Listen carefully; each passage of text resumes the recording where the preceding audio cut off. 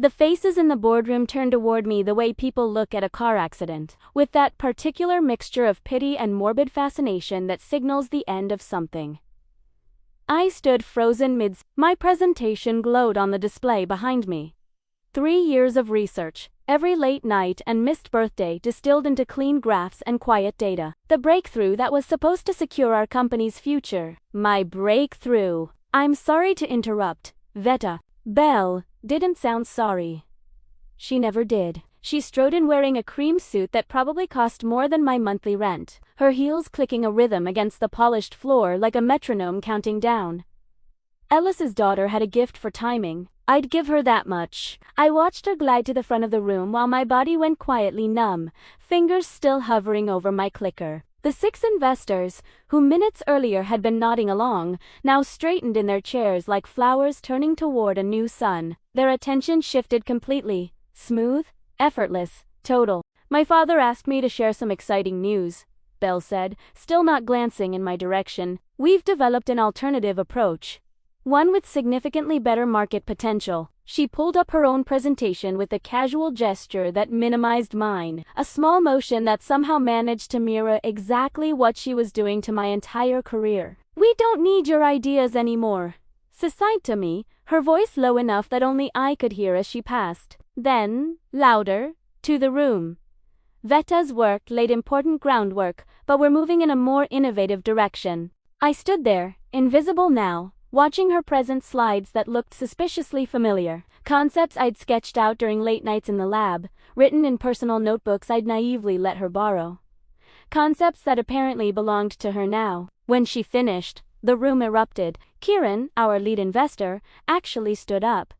This is exactly what we were hoping to see. Much more commercially viable. I packed my laptop on autopilot. Nobody noticed when I slipped my keycard from my wallet and set it on the table. Ellis caught my eye. As I moved toward the door, the CEO who'd once told me I was the future of his company now looked through me like I was already a memory. Enjoy the funding, I said quietly. It was only when I reached my car that the shaking started. My name is Veta. I'm not what people picture when they think scientific innovator. No prestigious degrees, no family connections, no safety net. What I have is an almost supernatural ability to see patterns others miss, and the stubborn persistence to follow them to their conclusion. I grew up watching my mother clean other people's homes, studying at kitchen tables in whatever apartment we could afford that month. I clawed through college on scholarships and waitressing tips. When other students were sleeping, I was assisting in labs on research that never bore my name. Ellis hired me 4 years ago despite my unconventional background. Or perhaps because of it. Fresh perspectives create breakthroughs, he'd said at my interview, seeming genuinely impressed by my self-taught approach to molecular biology. For 3 years. I worked 16-hour days developing a method to stabilize volatile compounds, a process that could revolutionize how we deliver targeted medications to the human body. It wasn't just a job, it was proof that I belonged somewhere I'd been told I had no right to be. I never saw Belle coming. She arrived 8 months ago, freshly installed in a corner office, with a made-up title, Strategic Innovation Director. Ellis introduced her with proud father eyes. I tried to be welcoming. I shared my research when she asked questions, explained my methodology when she seemed curious. I thought she genuinely wanted to learn. You're brilliant, Veta, she told me once, leaning against my workstation. But you don't understand how this industry actually works? I didn't realize those words were both a warning and a threat. The morning after the meeting, I returned to the building. The security guard blinked when he saw me. Thought you quit yesterday? Not officially, I said, with a smile that felt like broken glass. The lab buzzed with unusual energy. Conversation stopped as I passed. I walked directly to my station and began gathering personal items. Ignoring the whispers, Zara appeared at my side, urgent and low. Ellis has been looking for you since yesterday? He's ballistic. What did you do? Nothing he didn't deserve. Then Ellis's voice boomed across the lab. Veta, my office. Now. The walk felt like crossing a battlefield. Ellis stood in his doorway, face flushed, designer suit somehow making him look more desperate than powerful. I stepped inside, but stayed standing. I wouldn't sit without an invitation, small defiance, clearly registered. Where is it? He demanded. Where is what? Exactly. Don't play games. The investors arrive in an hour, and we can't access the core stabilization process. Your stabilization process. It's suddenly incomplete in our systems. I let the silence stretch. I'm afraid I don't know what you mean. According to yesterday's meeting, you're pursuing Bell's concept.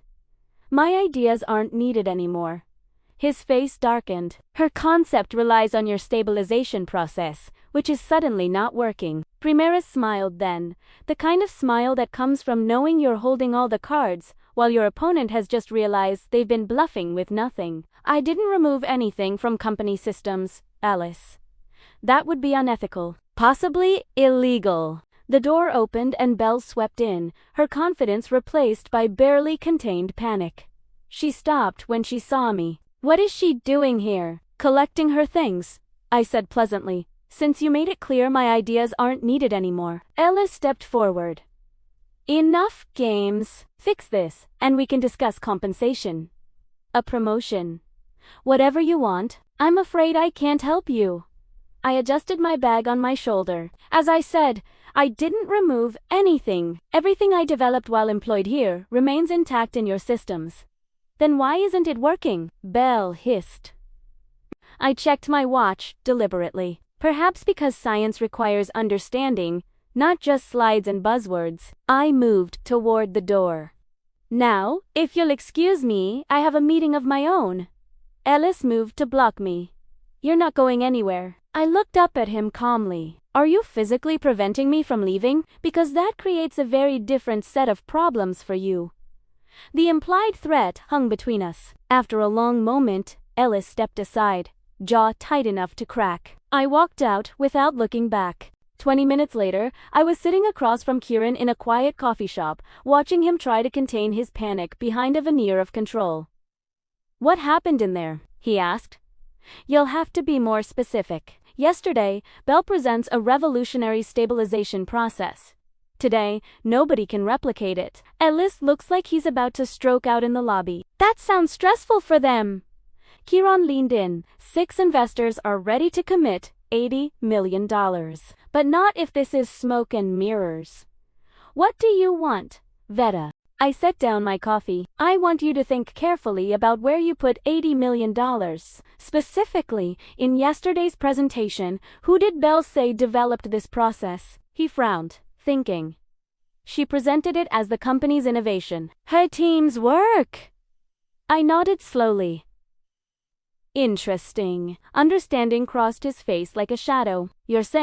I'm saying you should be very careful. I slid a business card across the table. Blank except for a phone number. Call this at 3 p.m. if you want to see what actually works. I left him, staring at it. At 3 o'clock, I stood before all 6 investors in a private conference room downtown. No Ellis. No Bell. Just me, my equipment, and 3 years of work I understood down to its molecular foundations.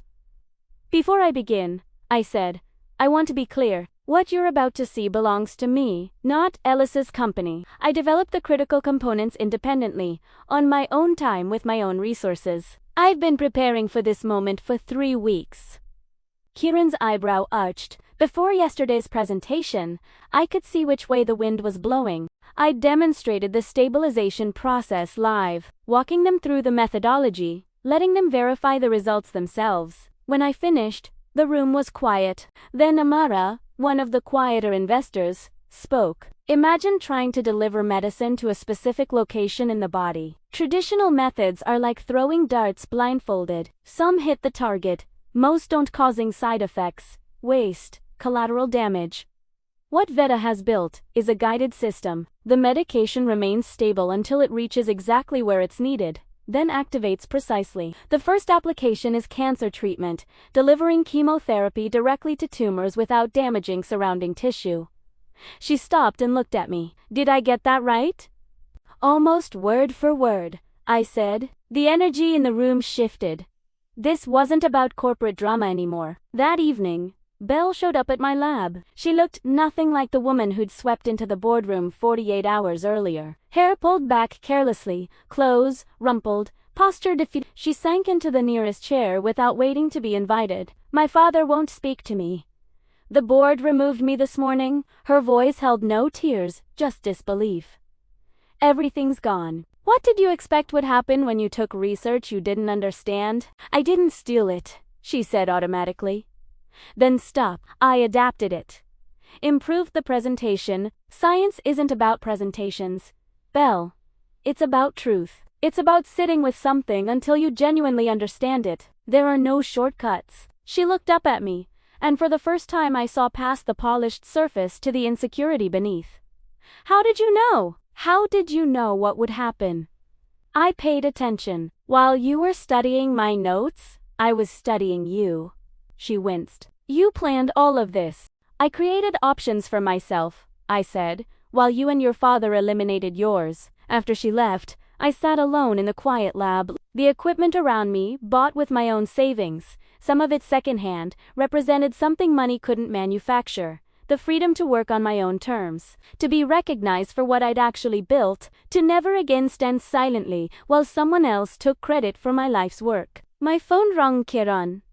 The group has finalized, he said. We're prepared to offer 60 million to start, with performance additions that could reach 100. I closed my eyes.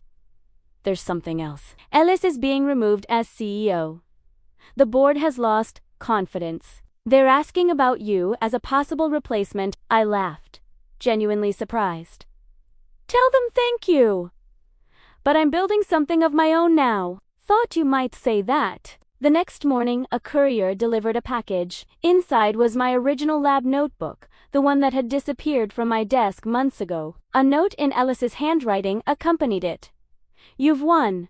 Was it worth it? I held the notebook for a long moment, feeling the weight of years of work in my hands. Then I set it down, picked up my coffee, and walked into the lab where Zara and 2 other scientists were already setting up equipment. They looked up when I entered, their faces showing something I'd rarely seen directed at me at Ellis's company.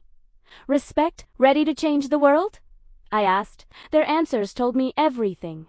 Yes, it was worth it.